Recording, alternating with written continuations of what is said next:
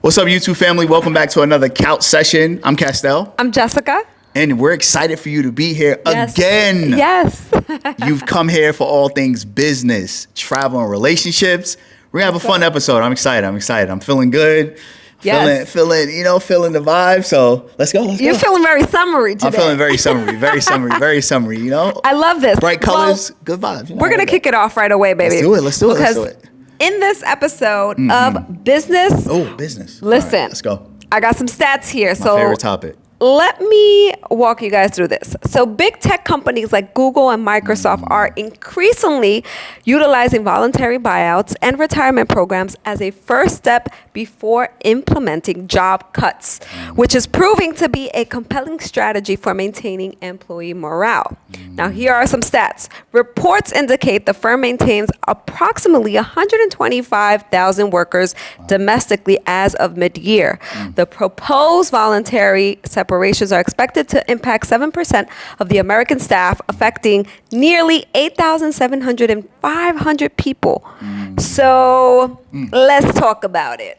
Let's talk about I mean, if you were offered a voluntary buyout, would you take it, yes or no? Depends on where I'm at in my life, right? Versus just like, or do I know that I'm part of a mass layoff, or is this like what's the circumstance? I mean, you don't know, right? Right. You wouldn't know. Yeah. So it creates a cycle of like, listen, I think that it depends on where you are in life. Yeah. Like for some people, they're planning their retirement. Others, they're probably planning their exit out and really pouring into their business as an entrepreneur. So it works for some. Yeah. But then I think that this also trickles down to other employees that might stick around, and it's like, well, am I next? Yeah. So I look at it like this. If I knew, like, listen, different people are in different points when it comes to their career, right? So when I look at the stats and what you, like the excerpt that you just said, is it sounds like AI was this thing that people were using as a means to reduce their workforce, right? And what the kickback is like there's no humanity to it, right? So now what we're finding is what people are saying, like usually you get like a buyout if you've been with a company for like 10 years plus, right? In a lot of capacity, right? Or you're kind of more senior in your career and it's like, dude, we know you could do the job. We're just trying to like save you from like a mass layoff, where some companies, especially within the tech space, what they do is most likely like take care of you anywhere from like 3 weeks all the way up to like 8 months, depending on what type of blanket you get, right? So I think in my case, like being a little more senior, right, it depends on where I'm at. But if I was up against like, okay, morale is low, I'm hitting a ceiling, entrepreneurially, I'm working on some things, right? I'm kind of capped out with stocks and all of that good stuff. I don't really see any growth. It's smart to just take it, right? Like take the voluntary like package and keep it pushing.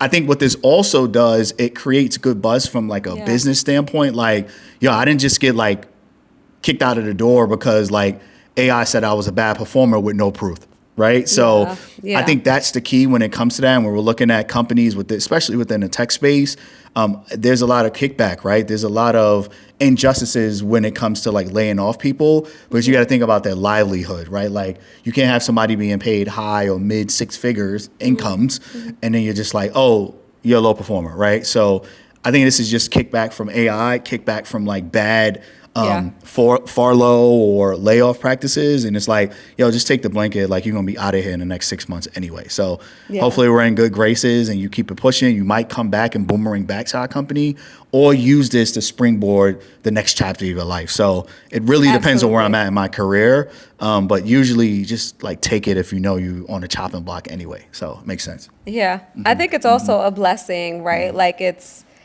one of those moments where, you know, God is probably telling you to take the leap of faith and really pour back into what you love to do and see it as an opportunity, right? To, as you mentioned, springboard onto better and bigger things, right? Because sometimes when we're so complacent, when we're like comfortable where we're at, we don't see the bigger blessings on the other side that God has for us. So if you're constantly doing the same thing every single day, you know, you're having a hard time in corporate, right?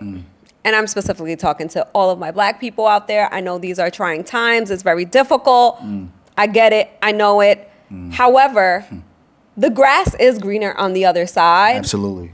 And I think that when you're in a system where, you know, No we're pun just, to green, right? Right. When we're in a system where we're being told this is it, like this is the big picture, like it doesn't get better than this, like I'm too comfortable, like I love my steady paycheck. Honestly, the grass does get greener on the other side. There are bigger opportunities that are tied to your purpose, that are tied to community, that are tied to doing things that you are supposed to do in this life now. So listen, we're in this together. We are encouraging one another. And corporate is not the end of all. It's not the end all be all. And, you know, let's be real. Like, the American dream is out of reach for a lot of Americans. Let's just keep it a bean, right? Like, before, you can come here, grind it out, and make the American dream. And when I say the American dream, it's really like building a life towards financial freedom or assets that allow you to be free one day, right? So the wife, the 2 kids, the picket fence, all of that stuff is out of reach for most Americans, right? So maybe also when you do get a voluntary payout or some type of golden parachute, maybe that might be the time for you to like move and restart somewhere else, right? Outside of the U.S., right? Yes, the U.S. is the land of opportunity and all those good things, right? There's other countries where you're born poor, you're going to stay poor. Good luck, right? Or it's just a caste system. We get it. But when you're offered an opportunity, and I'm seeing where like a lot of corporations are swinging when they're coming to like mass layoffs, it's like, yo, take that, recenter yourself, look at what you're good at, consult. But that opportunity or that thing or that place you always wanted to go or opportunity that you wanted to pursue or really take things back, that's your opportunity, right? Like, that's your sign, right? Sometimes you need to be a part of like something needs to push you out of the fire in a lot of cases and out of the toxicity and out of places that bring you a lot of anxiety and go towards that freedom. So think about it like that. And everything is always a blessing. Everything is always a lesson, right? You don't really take L's in this life, right? You learn from things as lessons. So if you're part of an organization that's even giving you something to start with, because a lot of businesses will be like, good luck, you got 1 or 2 weeks, here's your last paycheck, here's some Cobra and keep it pushing. But if you're a part of an organization that's allowing you to voluntarily leave and walk away with, you know, a bag, 3 to 6 to 8 months of pay, take it and start over, man. Like, it's so much opportunities out here. Yeah, I know we travel and it's different countries and I love that. You could do things, trust me, just this it's not a trust me bro moment, but trust me. You got this. We got this. We're in it together to support one another. And, you know, we're here building community to also answer your questions. So make sure that you subscribe. You ask us questions that you would love for us to cover in our couch sessions. I mean, and allow you, you know, take a trip, right? Segue. Perfect segue. So this is a segue right into travel, right? Like our recent travels away from the business and the jargon and the hustle and bustle. We just came back, you know, from DR. We did a trip to DR, which was incredible. I'll let you talk about that because my wife is Dominican. So let's talk about that. Yeah, you know, listen, the more we travel, the more we realize that, hey, maybe the American dream is somewhere else, taking your American money somewhere else. Listen, DR has evolved so much. Well, my parents are from Santiago City. I grew up in Santiago. And I must say that it has evolved into a beautiful city where, you know, the president is pouring so much into education, into infrastructure. Like, listen, we got H&M, Zara, Miniso. We have all these incredible stores and beautiful malls and huge supermarkets that even growing up in the DR back in the late 90s, early 2000s, it was never like that.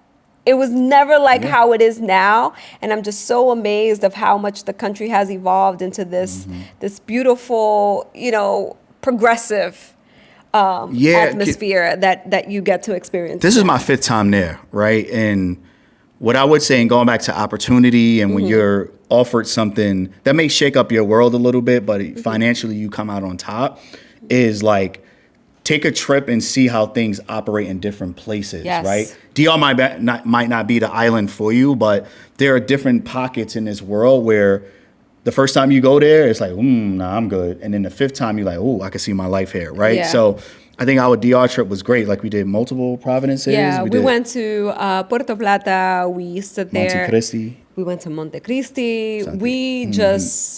We were living and exploring. And we were with the people. We were also with the community and exploring a whole different side. We got to see a live basketball game, which was amazing. Yeah. And it was so beautiful to see the youthful opportunities that are there. Is just amazing. We saw so many kids from the U.S. playing basketball in the Dominican Republic and getting those opportunities, right? You don't necessarily have to make it into the NBA. There's also other opportunities that I was not aware of, and I was like, wow, you can literally, there's a niche for everything. Yeah, which is, that's the beauty of the internet. And not only the opportunities, but we were there with people we love. So we were able to see your mom. Yes. We took Kennedy, our daughter, Kennedy, which was fun, and celebrated her becoming a teenager, which was kind of crazy. But yeah, it was great to be with Kennedy and your mom and see the country for the first time as like a unit, a larger unit this time around. So that was pretty cool. That was pretty cool. It was really, really beautiful. Shout out to DR. And this is, again, opportunities will present themselves in different ways, right? So think about it. And that's why we always push travel in some capacity, right? Yeah. It may not have to be that expansive, right? Yeah. But it allow you to see things differently, right? Because sometimes also, you're in the same spaces and you think that's how the world is when it's not, right? So see things for firsthand, experience people's culture and their homeland or where they're from. Right. And you'd be surprised how welcoming a lot of spaces and countries are versus you like dealing with a certain set of people within a certain city or in a certain country or looking at the newspapers or people not even newspapers or online, watching the news, social media now. So keep that in mind. Like travel, see the world and expand your mind. Like there's different types of environments that will allow you to get the same thing from your native country. So just think about that for a minute. I love that. Yeah. Yeah, that was awesome. Okay, so this is perfect segue because we're going to get into relationships and Babe has a great topic for today. You know what we were talking about is like the natural order of things as it pertains to like how things get done, right? And especially like I'm having a lot of conversations, right? Like Jess and I has been together for almost 10 years. We've been married. We're creeping up on our 5-year anniversary together. Can't believe it. It's crazy. I'm not shedding a tear. We've been having so much fun. You know, and a lot of the conversations I'm now having, not only with family, friends, and just, you could say supporters or followers or believers on our social media is really around like, how do you keep things going? But also like what works, right? Not only for us, right? Because that could be very subjective, but like give us a blueprint. Like everyone's like, what's the blueprint in some capacity? And for me, and what I believe in is like the natural order of things and what's kept Jess and I together and what's helped a lot of other people is like the natural order of things when it comes to God, right?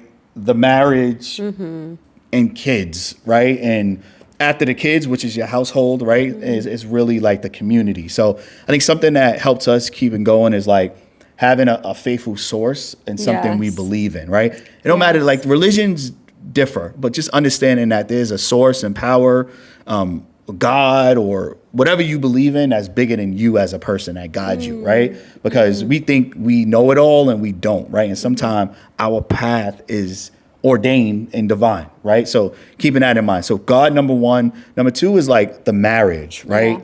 In the marriage is interchangeable, right? It's like, how do we interchangeably understand each other and keep each other going, right, while having fun and being honest with one another, right? So that's the marriage, because being real, like kids, we spend so much time in the kids and all that good stuff. But at the end of the day, kids are going to go off and they're going to live and they're going to be doing their own thing. And you probably talk to them once a week and they living, right? Because they leaving the nest. So you got to prioritize your marriage and make sure you're good, right? As man and wife and in a marriage. Yeah.